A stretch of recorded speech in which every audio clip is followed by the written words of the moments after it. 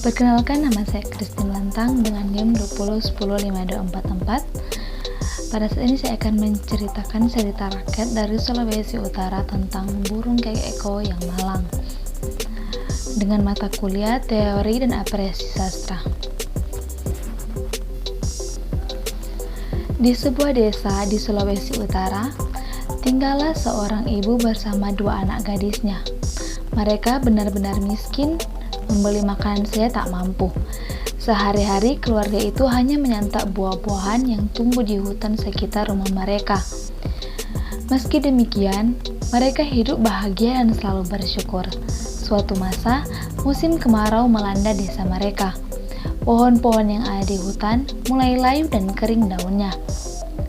"Kak, kita sudah berjalan dari tadi, tapi kita belum menemukan satu buah pun," kata si bungsu.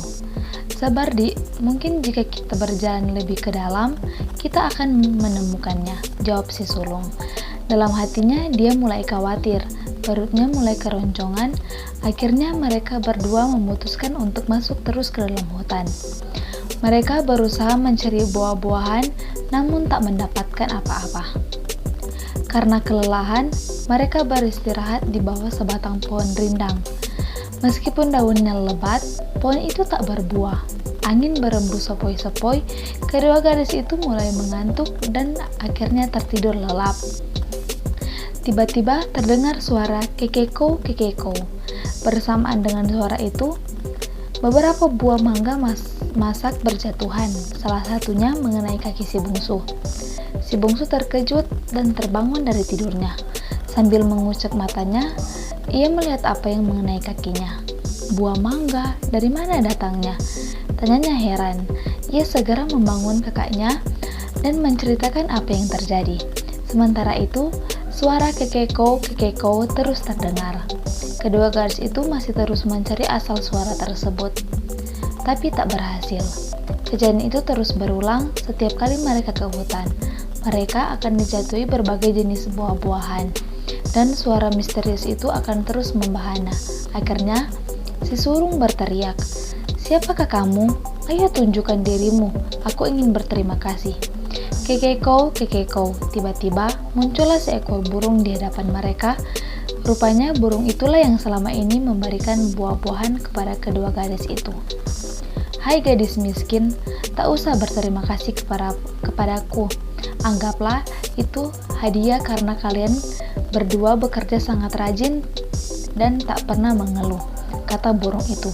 Kedua gadis itu lalu menemaninya burung kekeko. Sejak hari itu, burung kekeko memenuhi kebutuhan makanan mereka. Bahkan kadang-kadang memberikan kain yang indah. Burung kekeko tidak tega melihat pakaian mereka yang kumal dan sudah tak layak pakai. Ia juga memberikan perhiasan emas. Keluarga itu sekarang hidup berkecukupan. Mereka tak lagi berpakaian buruk dan kekurangan makanan.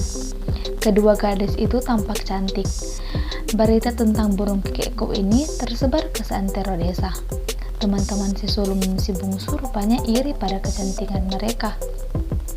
"Dari mana kalian mendapatkan pakaian dan perhiasan yang indah-indah ini?" tanya mereka.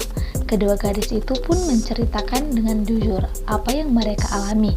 Teman-temannya tak terima, mereka lalu melapor kepada kepala desa.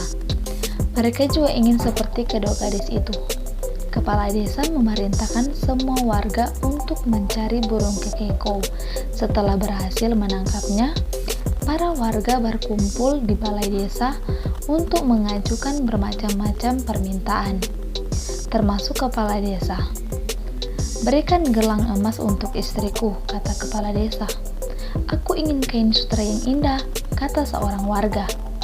"Aku ingin peralatan makan dari perak," kata warga yang lain. Suasana menjadi gaduh. Masing-masing warga mengajukan permintaan mereka. Namun, apa yang terjadi? Burung kekeko diam saja. Ia tak memberikan apapun pada warga tersebut. Ia hanya berteriak, "Kekeko, kekeko." Warga mulai naik pitam. Mereka menganggap burung kekeko sengaja mengejek mereka. Dengan persetujuan kepala desa, mereka pun menyembelih burung itu dan membuang bangkainya begitu saja. Si sulung dan si bungsu menangis. Mereka tak menyangka warga begitu tega. Keluarga itu mengubur bangkai tersebut di halaman rumah mereka. Mereka menanam bunga yang indah di atasnya sebagai penghormatan pada burung yang pernah menolong mereka. Ajaib, bunga-bunga itu tak bertambah besar. Di atas makam burung kekeko itu justru tumbuh sebatang pohon besar yang menghasilkan buah sepanjang tahun. Anehnya, buah yang dihasilkan selalu berganti-ganti karena jumlahnya banyak. Si sulung dan si bungsu menjual sebagian buah itu ke pasar. Dari situ, mereka bisa dengan layak. Burung kekeko terus menolong mereka meskipun dia sudah mati.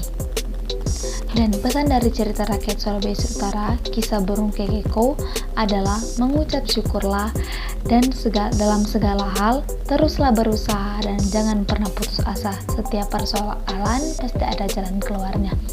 Terima kasih.